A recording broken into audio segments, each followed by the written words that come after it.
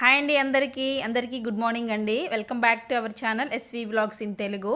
So ఈరోజు నేనైతే ఒక మంచి స్ప్రౌట్ బాక్స్ గురించి నేను రివ్యూ ఇవ్వబోతున్నాను. సో స్ప్రౌట్స్ మనం ఇంట్లోనే హెల్తీగా ఏ విధంగా రెడీ చేసుకోవాలో కూడా నేను ఈ చిన్న షార్ట్ వీడియోలో మీకు ఎక్స్ప్లెయిన్ చేస్తున్నాను. సో చాలా వరకు మనకు స్ప్రౌట్ బాక్స్ అంటే ప్లాస్టిక్వి ఉంటాయి. సో ఒక 2-3 అరలు వచ్చేటివి కూడా మనం చూసింటాము.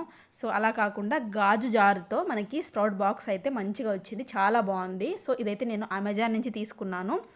సో నేనైతే ప్రోడక్ట్ని అయితే ట్యాగ్ చేస్తాను. ఎవరికైనా కావాలంటే ప్రోడక్ట్ మీద క్లిక్ చేసిన వెంటనే మనము డైరెక్ట్గా మనం పర్చేస్ చేయొచ్చు అవసరమైతే. సో ఈ జార్ అయితే గ్లాస్ జారు, లిడ్ అయితే మనకు ప్లాస్టిక్ లిడ్ వచ్చింది. చాలా కంఫర్టబుల్గా ఉంది. చాలా ఈజీగా మనము పెసర్లు కానీ, రాగులు కానీ, సజ్జలు కానీ ఇవన్నీ కూడా మనము స్ప్రౌట్స్గా రెడీ చేసుకోవచ్చండి, చాలా హెల్దీగా. సో నాకైతే శాంపిల్గా అయితే ఒక 3 స్ప్రౌట్స్ అయితే ఇచ్చారు, గింజలు అయితే ఇచ్చారు, 3 ప్యాకెట్స్. అవి కొర్రలు, రాగులు, సజ్జలు. సో ఒక చిన్న ప్లేట్ ఇచ్చారు, ఒక బ్లాక్ కవర్ కూడా ఇచ్చారు.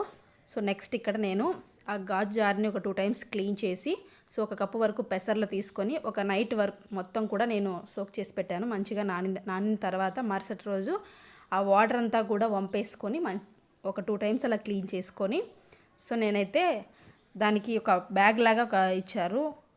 ఆ బ్యాగు ఎందుకంటే మనకు డార్క్ మోడ్లో ఉంటే ఈ స్ప్రౌట్స్ అనేది తొందరగా మొలకలు వస్తాయి కాబట్టి. సో నేను వీడియోలో చూపించిన విధంగా మనకు ఒక ప్లేట్ కూడా ఇచ్చారు. ఆ ప్లేట్ని ఈ విధంగా స్టాండ్కి ఇలా పెట్టేసి ఒక రోజు కానీ 2 డేస్ కానీ అలా ఉంచిన తర్వాత మనకి అసలు స్మెల్ లేకుండా మంచిగా హెల్దీగా ఎంత బాగా రెడీ అయిపోయాయి స్ప్రౌట్స్ అయితే. సో అంతేనండి ఈ వీడియో నచ్చితే లైక్ చేయండి, షేర్ చేయండి, సబ్స్క్రైబ్ చేయడం మాత్రం మర్చిపోవద్దండి. వీడియో చివరి దాకా చూసినందుకు థ్యాంక్ యూ ఫర్ వాచింగ్ అండి. బాయ్.